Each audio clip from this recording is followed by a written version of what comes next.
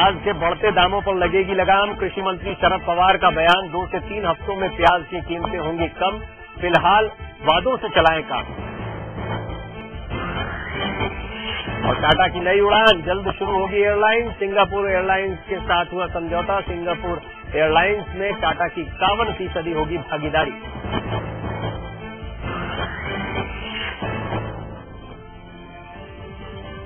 नमस्कार, रात 9 बजे की खबरों के साथ मैं हूं प्रवीण तिवारी। बुलेटिन में तमाम खबरें होंगी। शुरुआत करते हैं मुजफ्फरनगर दंगों के बाद परेशान चल रहे अखिलेश यादव। मुजफ्फरनगर दंगों के बाद अखिलेश सरकार के लिए नई मुश्किल सामने आई है। राज्य के एडीजी अरुण कुमार 2 दिनों की छुट्टी पर चले गए। बताया जा रहा है कि अरुण कुमार सरकार के कामकाज से परेशान चल रहे थे और वो उत्तर प्रदेश में काम नहीं करना चाहते। एडीजी अरुण कुमार का मोबाइल फोन भी फिलहाल बंद आ रहा है।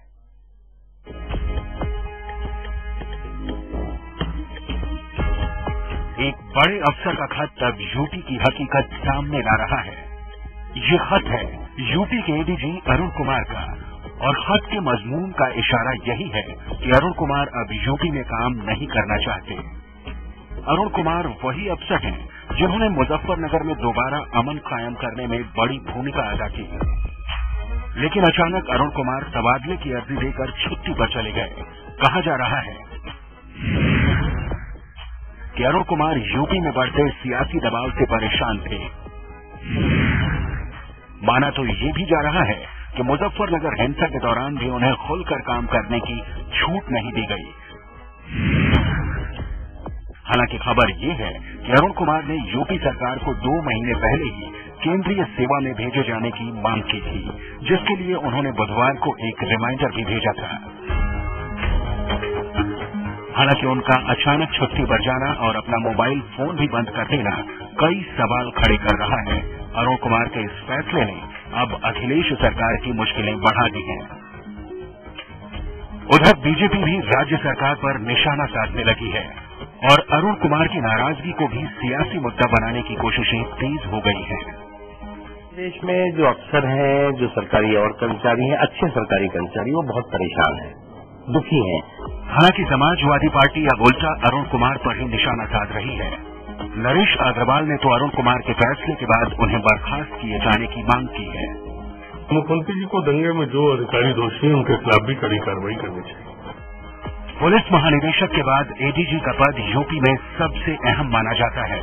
इस पद के लिए बड़े बड़े अफसर बड़ी बड़ी जुगत भी लगाते हैं, लेकिन अरुण कुमार जैसे काबिल अफसर पर इस पद से यूं मुंह मोड़ना यूपी की हकीकत साफ बयां कर रहा है। Raghavendra Tripathi, live India, Lucknow. अखिलेश के राज में जहां खाकी बेबस नजर आ रही है, वहीं खादी बेलगाम नजर आ रही है। आपको याद होगा, कल जमकर हंगामा हुआ था, जबरदस्त ड्रामा भी देखने को मिला था आरोपी नेताओं की गिरफ्तारी को लेकर। लेकिन अभी तक इस पर कोई कार्यवाही नहीं हुई है, बल्कि मामला ठंडे बस्ते में जाता दिखाई दे रहा है।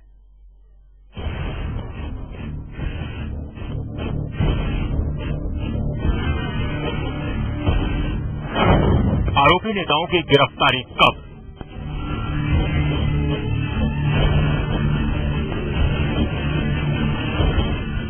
वारंट तैयार है, आरोपी सामने है, लेकिन गिरफ्तारी कब होगी, इस सवाल का जवाब यूपी सरकार के पास भी नहीं है।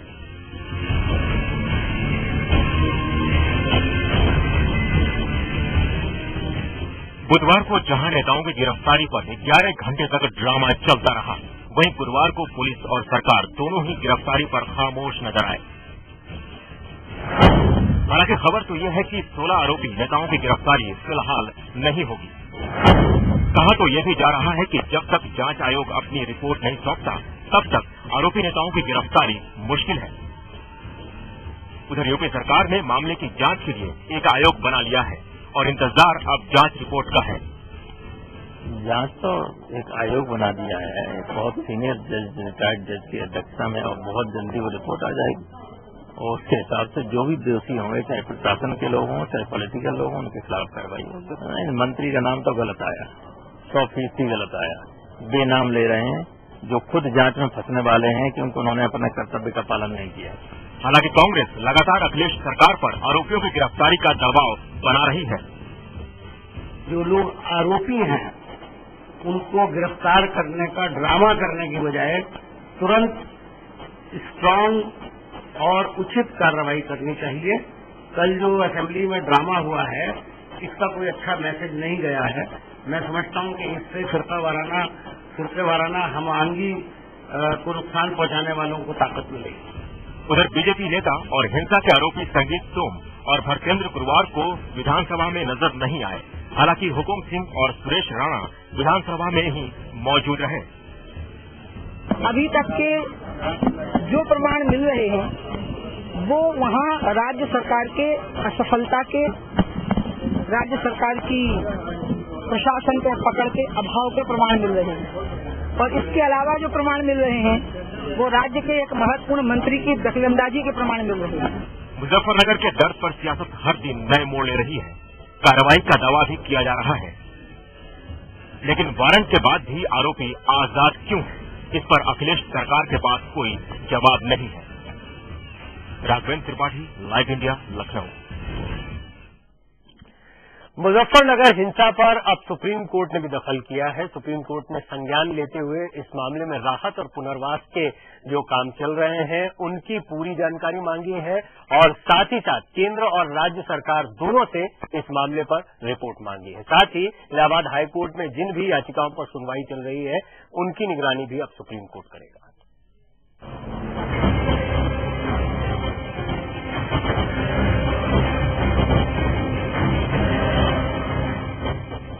सुप्रीम कोर्ट ने सुनवाई के दौरान ये साफ कर दिया कि मुजफ्फरनगर हिंसा को लेकर वो काफी गंभीर है। इसके साथ ही अदालत ने राहत कार्यों पर राज्य और केंद्र सरकार से पूरी रिपोर्ट मांगी है। इतना ही नहीं, अदालत ने इससे जुड़ी सभी याचिकाओं को इलाहाबाद हाईकोर्ट से खुद के पास मंगा लिया है। याचिकाकर्ताओं की तरफ से सरकार के कामों पर उठाए गए सवालों पर अदालत ने साफ कर दिया कि वो मानने को तैयार नहीं है कि सरकार ने कोई काम नहीं किया, भले ही सरकारी कोशिशें पर्याप्त न हों। उधर केंद्र ने भी अदालत को भरोसा दिलाया कि यूपी सरकार को हर संभव मदद मुहैया कराई जाएगी। केंद्र सरकार से दिए भरोसे के बाद यूपी सरकार ने भी भरोसा दिलाया कि वो आपसी सहयोग से काम करेगी। कोर्ट ने आज एक और ऑर्डर किया है कि जो भी पिटीशन इलाहाबाद में पेंडिंग है वो सुप्रीम कोर्ट में मंगा ली गई है, ट्रांसफर करवा ली गई है और उसके ऊपर भी अब सुप्रीम कोर्ट में ही इन्हीं सब पिटीशनों के साथ में हमारे साथ में हियरिंग होगी। अदालत ने पीड़ित पक्षों को भी ये छूट दी है कि अगर उसे कोई शिकायत है तो उत्तर प्रदेश के सरकारी वकील से शिकायत दर्ज करा सकते हैं। अदालत में सुनवाई के दौरान कुछ मुद्दों पर केंद्र और प्रदेश सरकार एक सुर में बोलते रहे। याचिका में केंद्र के हस्तक्षेप की मांग पर दोनों ने विरोध दर्ज कराया। याचिकाकर्ता की तरफ से राहत कैंपों की व्यवस्था पर उठाए गए सवालों पर यूपी सरकार ने गहरी नाराजगी जताई। यूपी सरकार ने इसे स्थायी कैंप बताते हुए कहा कि ये कैंप गुजरात दंगों के दौरान बने स्थायी कैंप की तरह नहीं है। पीड़ितों को जल्द अपने घरों को वापस भेजने का भी भरोसा दिलाया। राहत और पुनर्वास कार्यक्रम में हुई प्रगति की रिपोर्ट के बाद अब सुप्रीम कोर्ट 26 सितंबर को इस मामले पर अगली सुनवाई करेगा। मुजफ्फरनगर दंगों को लेकर जहां पूरे देश में राजनीति अपने चरम पे है, वहीं अदालत के सामने सभी दल बार बार ये कह रहे हैं कि इस मुद्दे पर सियासत नहीं होनी चाहिए। काश हकीकत में ऐसा होता। कैमरामैन मनोज के साथ अखिलेश राय, लाइव इंडिया, दिल्ली। राजस्थान में रेप के आरोपी मंत्री ने आज अपना इस्तीफा सीएम अशोक गहलोत को सौंप दिया। इससे पहले कल रात सीबीसीआईडी की टीम ने मंत्री से उनके सरकारी आवास पर जाकर पूछताछ की और आज पीड़ित महिला को लेकर एफएसएल की टीम ने उस कमरे की जांच भी की जहां रेप का आरोप लगा है।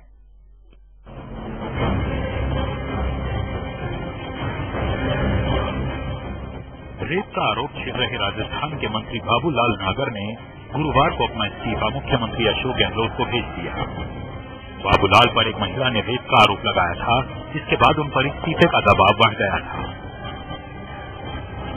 मामले की जांच में जुटी सीबीसीआईडी बुधवार रात बाबूलाल से उनके सरकारी निवास पर पूछताछ के लिए पहुंची और उसके बाद वो कमरा सील कर दिया गया जिसमें पीड़िता ने अपने साथ रेप का आरोप लगाया था।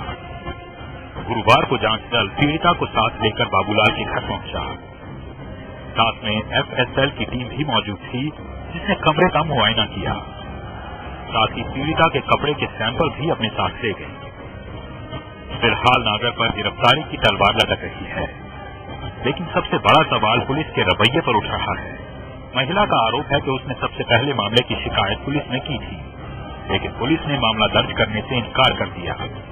इसके बाद कोर्ट के इस्तगासा के बाद ही पुलिस ने मामला दर्ज किया। इस पूरे मामले पर राज्य के सीएम अशोक गहलोत ने कहा कि कानून अपना काम करेगा। इसके बाद मैं देख करके फिर मैं निर्णय करूंगा मुझे क्या करना है, क्योंकि मैंने पहले भी कहा कोई भी व्यक्ति हो कानून अपना काम करता है, उसमें कोई हस्तक्षेप किसी का नहीं होना चाहिए। और आचार्य बापू के वक्त में मैंने ये बात कही थी, अभी मैंने ये बात कही है। पीड़िता के साथ में कोई दबाव नहीं हो, कोई भय नहीं हो, निष्पक्ष जांच हो, ये मैं कहना चाहता हूँ। राज्य में इसी साल चुनाव होने हैं, ऐसे में इस प्रकरण ने सरकार की छवि को गहरी चोट पहुंचाई है और विपक्ष को बैठे बिठाए सत्ताधारी कांग्रेस पर हमला करने का एक और मौका दे दिया है। जैसे जैसे ये इन्वेस्टिगेशन आगे बढ़ रही है, क्योंकि आज मेडिकल लड़की का हो चुका है और अब ऐसी संभावना जताई जा रही है कि आने वाले वक्त में वो बाबूलाल नागर की जो है गिरफ्तारी हो सकती है। लेकिन अब ये देखना होगा कि आखिर पुलिस और सीआईडी कब ये कदम उठाते हैं। Rajesh Asrani, live India, Jaipur.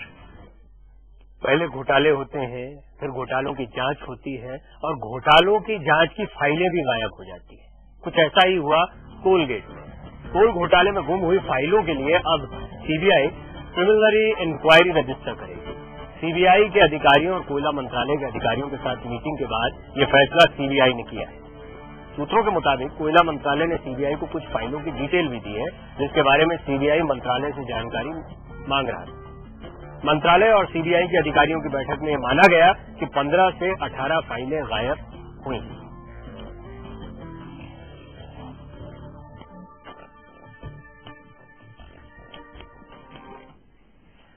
घोटालों की सीरीज में आपको आदर्श हाउसिंग सोसाइटी घोटाला भी मालूम होगा, याद होगा। और इस घोटाले में कई बड़े बड़े नाम आए थे और इनमें एक नाम था तत्कालीन मुख्यमंत्री और वर्तमान में देश के गृहमंत्री सुशील कुमार शिंदे का। इस घोटाला मामले में सीबीआई ने गृहमंत्री सुशील कुमार शिंदे को आज क्लीन चिट दे दी है, उनके लिए राहत की खबर। सीबीआई ने बॉम्बे हाईकोर्ट से कहा कि ऐसा कोई सबूत नहीं मिला जिससे ये साबित हो कि शिंदे ने महाराष्ट्र के मुख्यमंत्री पद पर रहते हुए अपने पद का दुरुपयोग किया हो। सीबीआई ने सामाजिक कार्यकर्ता प्रवीण वातेगांवकर के आवेदन के जवाब में ये हलफनामा दायर कर जवाब दिया है। प्रवीण ने मांग की थी कि शिंदे को इस मामले में बतौर आरोपी शामिल किया जाए, क्योंकि दक्षिण मुंबई की 31 मंजिली इमारत आदर्श इमारत में उनका बेनामी फ्लैट है।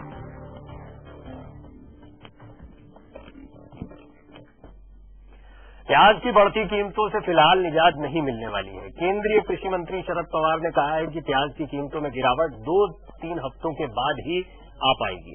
पवार ने कहा कि दूसरे राज्यों से प्याज की नई फसल की आवक शुरू होने के बाद इसकी कीमतों में गिरावट आने की उम्मीद है। यानी फिलहाल प्याज की बढ़ती कीमतों पर लगाम लगने का कोई आसार नहीं दिखाई पड़ रहा और इस पर एक तरह से सरकार ने भी अपने हाथ खड़े कर दिए।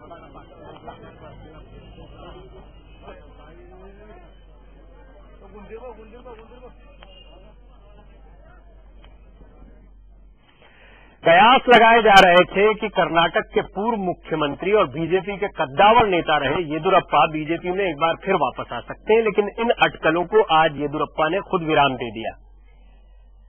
बीएस येदियुरप्पा की पार्टी केजेपी के बीजेपी में विलय की अटकलों पर विराम लग गया है। येदियुरप्पा ने साफ कर दिया है कि वो अपनी पार्टी केजेपी का बीजेपी में विलय नहीं करेंगे, न ही किसी पार्टी में शामिल होंगे। केजेपी यानी कर्नाटक जनता पार्टी के मुखिया येदियुरप्पा ने कहा कि वो नरेंद्र मोदी और एनडीए का समर्थन करेंगे, लेकिन बीजेपी में शामिल नहीं होंगे। कर्नाटक के मुख्यमंत्री रहे येदियुरप्पा पर खनन घोटाले का आरोप लगा था, जिसके बाद उन्हें पद से त्यागपत्र देना पड़ा था। इसके बाद उन्होंने अलग पार्टी बनाई केजेपी, लेकिन पिछले विधानसभा चुनाव में पार्टी को कोई बड़ी कामयाबी नहीं मिल पाई थी और अब केजेपी और बीजेपी दोनों की नजर है लोकसभा चुनाव पर। ऐसे में बीजेपी येदियुरप्पा का साथ चाहती है और येदियुरप्पा भी वापसी की राह तलाश रहे थे और अब उनका कहना है कि पार्टी का विलय नहीं होगा, लेकिन उनका समर्थन मोदी और एनडीए को रहेगा।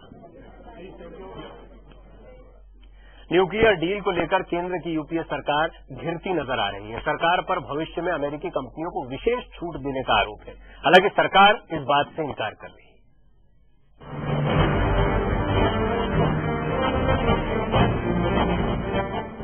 अमेरिका से न्यूक्लियर डील को लेकर केंद्र सरकार एक बार फिर घिरी नजर आ रही है। इस बार मामला अमेरिकी कंपनियों को फायदा पहुंचाने से जुड़ा है। दरअसल अमेरिकी कंपनियां भारत के civil liability for nuclear damage act की धारा 17 में शामिल प्रावधानों से परेशान हैं। इसमें कहा गया है कि अगर विदेश से खरीदे गए किसी परमाणु रिएक्टर में खराब सर्विस की वजह से कोई हादसा या तकनीकी खराबी होती है तो इसके लिए रिएक्टर बेचने वाली कंपनी जिम्मेदार होगी। खबरों के मुताबिक प्रधानमंत्री अपने अमेरिकी दौरे के दौरान इस प्रावधान में अमेरिकी कंपनियों को छूट की घोषणा कर सकते हैं। हालांकि सरकार इन खबरों से इनकार कर रही है। ये बिल्कुल ये गलत इंफॉर्मेशन है। अभी सरकार की तरफ कोई चेंज नहीं है। लीकेज लायबिलिटी लॉ हम संसद में लाया, उसके बाद रूल लागू किया, उसके आधार पर सब कुछ होगा। हम बार बार मैं संसद में इंफॉर्मेशन मैंने दिया, ये बिल्कुल ये न्यूज गलत है। अमेरिकी सरकार और कंपनियां धारा 17 में बदलाव के लिए लगातार दबाव बना रही हैं। मनमोहन सिंह 27 अक्टूबर को व्हाइट हाउस में बराक ओबामा से मुलाकात करेंगे। प्रधानमंत्री की यात्रा से ठीक पहले मीडिया में आई खबरों से विपक्ष हमलावर हो गया है।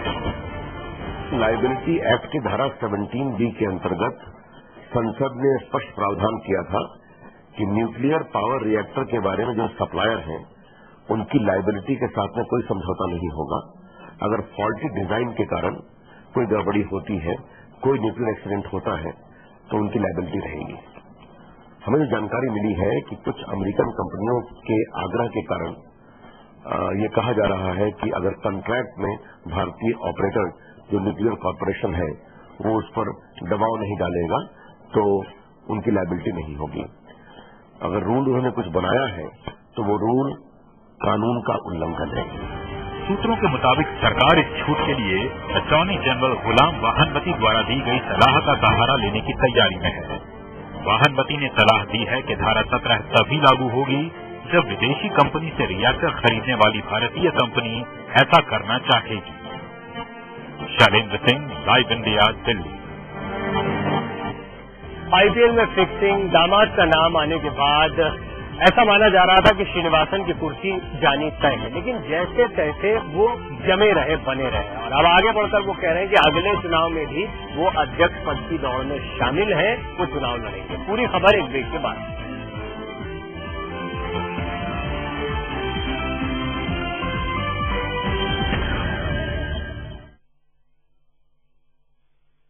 शादी हुई, ससुराल में मायके का एहसास ढूंढ रही थी।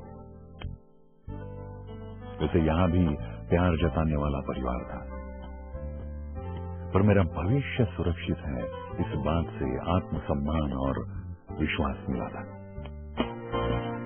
समृद्ध जीवन multi state multipurpose cooperative society limited आपका जीवन समृद्ध बनाने के लिए हमेशा आपके साथ। सुप्रांचिस कंप्लीट मैन का एक डे पैक, ये दे ज्यादा एनर्जी सिर्फ 8 दिन में। सुप्रांचिस कंप्लीट मैन, देखिए एनर्जी में फर्क सिर्फ 8 दिन में।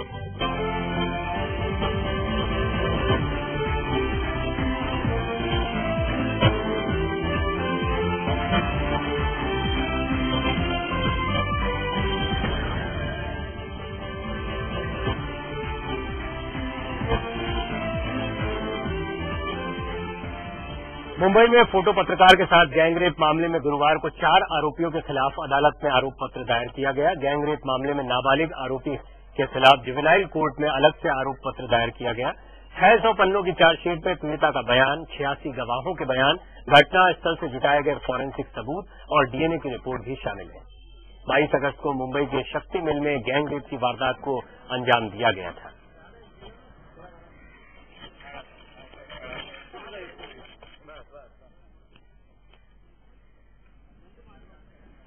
पुणे में ठगी का खेल चलाने वाले गुरु प्रसाद स्टेट के डायरेक्टर्स की जमानत पर आज सुनवाई पूरी नहीं हुई। कंपनी के तीनों डायरेक्टर्स फरार हैं। उनकी अग्रिम जमानत पर सुनवाई 30 सितंबर को होगी। लोगों को फर्जी तरीके से पैसे ठगने और उन्हें चूना लगाने के चक्कर में अब पुणे की गुरु प्रसाद स्टेट एम्पायर नाम की कंपनी पर कानून का शिकंजा कसने लगा है। फर्जीवाड़े के आरोप में गिरफ्तार कंपनी के एजेंट विजय सूर्यवंशी को कोर्ट ने जमानत देने से इनकार कर दिया है। आरोपी विजय सूर्यवंशी की जमानत याचिका को खारिज करते हुए कोर्ट ने उसे 30 सितंबर तक जुडिशियल कस्टडी में भेज दिया। कंपनी के फर्जीवाड़े के खिलाफ लाइव इंडिया पर लगातार खबर दिखाए जाने के बाद महाराष्ट्र के और कई शहरों से इसके फर्जीवाड़े की शिकायतें लगातार आ रही हैं। उमरगा में इस कंपनी के खिलाफ 6 मामले दर्ज किए गए हैं।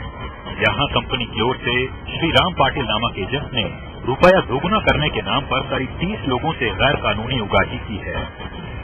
मिस्टर प्रकाश शिंदे जब हमको अप्रोच हुए कि Guru Prasad chit fund company ने उनके साथ चीटिंग किया है, फ्रॉड किया है और उनका 1 लाख रुपए का गबन किया है, हमने मैटर लेने का ठान लिया है। लेकिन सबसे हैरानी वाली बात यह है कि इस पूरे मामले में कंपनी के 3 डायरेक्टर अभी भी फरार चल रहे हैं और पुलिस इन तीनों डायरेक्टर्स का अभी तक पता नहीं लगा पाई है। कंपनी के खिलाफ 3 सितंबर को मामला दर्ज किया गया था, तब से ही ये तीनों फरार हैं। गिरफ्तारी से बचने के लिए इन तीनों ने अदालत में अग्रिम जमानत की अर्जी दे रखी है, जिस पर गुरुवार को फैसला होना था। लेकिन अब इस मामले पर अगली सुनवाई 30 सितंबर को होगी, जिसके बाद ये तय होगा कि डायरेक्टर्स को बेल मिलेगी या फिर उन्हें जेल की हवा खानी होगी। योगेश बोर से लाइव इंडिया, पुणे। श्रीनिवासन की कुर्सी कई बार हिली, लेकिन वो अपने पद पर जमे रहे, अपनी कुर्सी से चिपके रहे। दामाद पर गंभीर आरोप लगे, लेकिन इसके बावजूद वो टस से मस नहीं हुए और अब श्रीनिवासन ने एक कदम आगे बढ़ते हुए कह दिया है कि वो अगले चुनाव में भी अध्यक्ष पद की उम्मीदवारी के लिए उतरेंगे।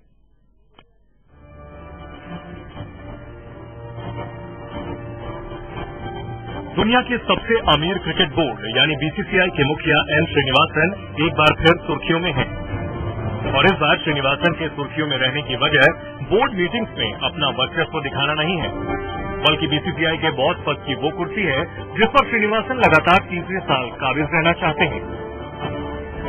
देखिए कैसे बीसीसीआई का यह जिद्दी बोर्ड अध्यक्ष बीसीसीआई के बॉस पद के लिए होने वाले चुनाव के लिए विरोधियों को ललकार रहा है। First of all, the meeting did not take place well. Second, what wearing is that? As far as Saudi is concerned, everyone stands behind you as of now. I am going to stand. IPL spot fixing मामले की वजह से भले ही Srinivasan board में रोजमर्रा के काम से दूर हो चले हों और उनकी जगह डे टू डे कामकाज के लिए जगमोहन डालमिया को सत्ता सौंपी गई हो, लेकिन इसके बावजूद श्रीनिवासन 29 सितंबर को बीसीसीआई की एजीएम में अपनी 1 साल के एक्सटेंशन की मांग रखेंगे और अगर श्रीनिवासन की इस मांग का विरोध हुआ तो फिर वो बीसीसीआई के अध्यक्ष पद के तौर पर 3रे साल चुनाव लड़ने की योजना भी बनाएंगे। शशांक मनोहर ने बढ़ाई मुश्किलें। दरअसल स्पॉट फिक्सिंग मामले के खुलासे के बाद श्रीनिवासन काफी दबाव में हैं और बीसीसीआई के कई अधिकारी उनके खिलाफ खड़े हो गए हैं। गोवा और ओडिशा क्रिकेट बोर्ड ने तो श्रीनिवासन के बजाय पूर्व अध्यक्ष शशांक मनोहर के नाम को आगे कर श्रीनिवासन के अध्यक्ष बनने की राह में नई रुकावटें खड़ी कर दी हैं। इस बार साउथ जोन के अध्यक्ष पद के लिए नाम का प्रस्ताव दिया जाएगा और दिलचस्प बात यह है कि श्रीनिवासन भी साउथ जोन से ही ताल्लुक रखते हैं। ऐसे में अब देखना यही दिलचस्प होगा कि तमिलनाडु क्रिकेट एसोसिएशन के दम पर श्रीनिवासन कोई करिश्मा कर चुनाव जीतने में कामयाब हो पाते हैं या फिर अपने जिद्दी और अड़ियल रवैये की वजह से शिकस्त का सामना करते हैं। Sports desk, live India. Congress के राज्यसभा सांसद रशीद मसूद धोखाधड़ी से एमबीबीएस में एडमिशन कराने के दोषी पाए गए हैं। मसूद को दिल्ली की 30 हजारी कोर्ट ने केंद्रीय पूल से त्रिपुरा को आवंटित एमबीबीएस सीटों पर अयोग्य उम्मीदवारों के नामांकन कराए जाने का दोषी करार दिया है। 1990-91 में तत्कालीन केंद्रीय स्वास्थ्य राज्य मंत्री रहे रशीद मसूद की मुश्किलें बढ़ गई हैं। दिल्ली की 30 हजारी कोर्ट ने मेडिकल कॉलेजों में आवंटित एमबीबीएस सीटों पर धोखाधड़ी से अयोग्य उम्मीदवारों का नामांकन कराए जाने के मामले में मसूद को दोषी माना है। कोर्ट ने मसूद को जालसाजी और धोखाधड़ी के मामले में दोषी करार दिया है। इसके साथ ही कोर्ट ने 2 नौकरशाहों समेत दूसरे लोगों को भी दोषी करार दिया। वहीं मसूद पर आए फैसले के बाद विपक्ष भी इसे भुनाने में लग गया है। कांग्रेस के करप्शन का तो जितने भी उदाहरण दे सकता है उतना मिल रहे हैं हमें, और इसको इलेक्शन तक याद दिलाना चाहिए वोटर का मन में ये बात याद दिलाते रहना चाहिए कि कांग्रेस के घोटाला कम नहीं होता सीबीआई ने नामांकन के फर्जीवाड़े को लेकर 1996 में 11 मामले दर्ज किए थे, जिनमें से 3 मामलों में मसूद का नाम था। सीबीआई ने अपने आरोप पत्र में कहा कि त्रिपुरा का अपना कोई मेडिकल कॉलेज नहीं है, इसलिए हर साल यहाँ के छात्रों के लिए देश भर के मेडिकल कॉलेजों में नामांकन के लिए सेंट्रल पूल से स्वास्थ्य एवं परिवार कल्याण मंत्रालय द्वारा कुछ MBBS एवं BDS की सीटें आवंटित की जाती हैं। इन सीटों को राज्य सरकार मेधा सूची के आधार पर योग्य उम्मीदवारों को आवंटित करती है। सीबीआई ने आरोप लगाया कि 1990-91 में प्रति नियुक्ति पर त्रिपुरा आए गुजरात कैडर के IPS अधिकारी और तत्कालीन आवासीय आयुक्त गुरदयाल सिंह ने MBBS सीटों के लिए कुछ उम्मीदवारों के नाम भेजे थे। सीबीआई के अनुसार सिंह और मसूद ने मिलकर आपराधिक षड्यंत्र के तहत वैसे ही कुछ उम्मीदवारों को सीटें आवंटित कर दी जिन्होंने परीक्षा पास नहीं की थी। कोर्ट अब इस मामले में 1 अक्टूबर को सजा का ऐलान कर सकता है। नेताओं को दोषी करार दिए जाना और सजा मिलना कोई नई बात नहीं रह गई है, लेकिन अगर मसूद को 2 साल से ज्यादा की सजा होती है तो शायद ही अपने आप में पहला मौका होगा कि कोई नेता अपनी सदस्यता गवा बैठेगा। कैमरा पर्सन ओमकार सिंह के साथ सुमित चौधरी, लाइव इंडिया, दिल्ली। इस बुलेटिन में फिलहाल इतना ही। लाइव इंडिया पर तमाम खबरें और उनका पल पल का अपडेट लगातार जारी।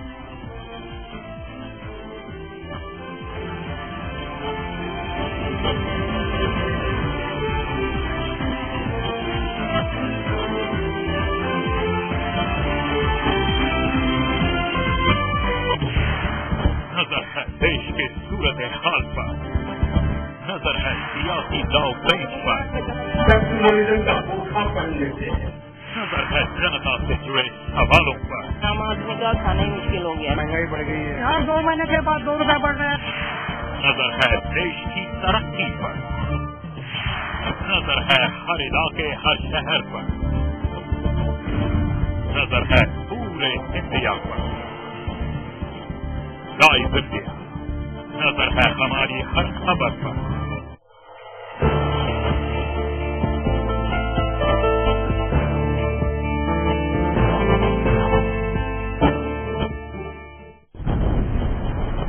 एक पल में बदल जाती है दुनिया, एक पल में बदल जाती है किस्मत, एक पल की घटना डालती है आपकी पूरी जिंदगी पर असर। इसलिए हम रखते हैं हर घटना की खबर, आप पर असर डालने वाले हर बदलाव पर नजर, खबरों का पूरा हाल सभी पहलुओं के साथ। लाइव इंडिया, खबर हमारी, फैसला आपका।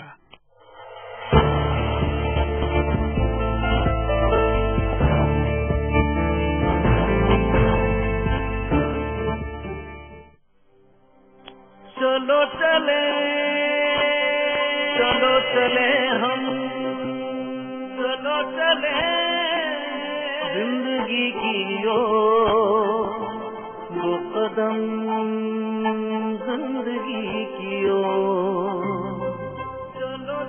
2 कदम जिंदगी से जिंदगी की ओर।